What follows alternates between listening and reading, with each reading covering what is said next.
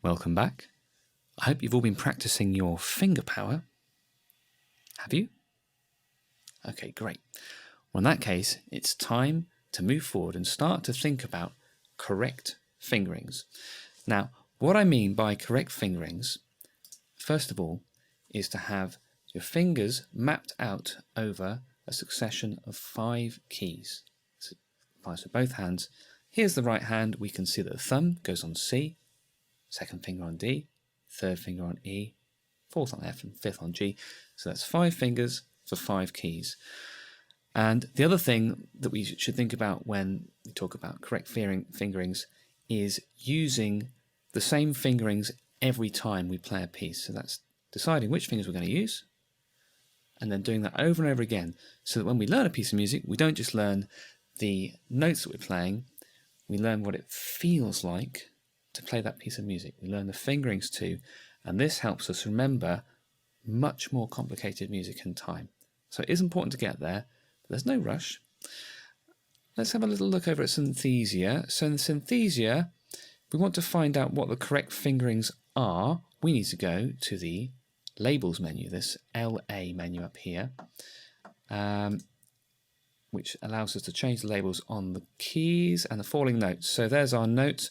We change that to finger hint numbers. You can see they've fallen to numbers now, and on the finger hint numbers on the keys as well. This only works in falling notes and in keyboard views. It doesn't work in sheet music view, but that's perfectly normal. It's perfectly fine, because hopefully in time you can begin to work out for yourself which fingers you should be using at which point. Okay, so that's synthesia. Now let's think about how we're going to transition over to using correct fingerings. It's quite a long process. Like I say, it shouldn't be rushed.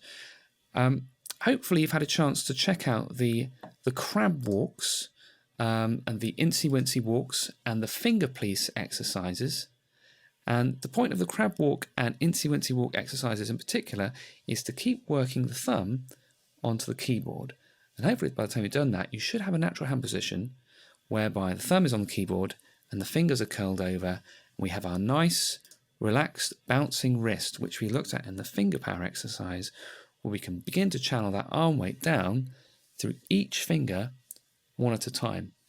And of course, this little piggy exercise is also a great opportunity to try that as well, where you do 5 notes on each and then walk down, practicing that bounce.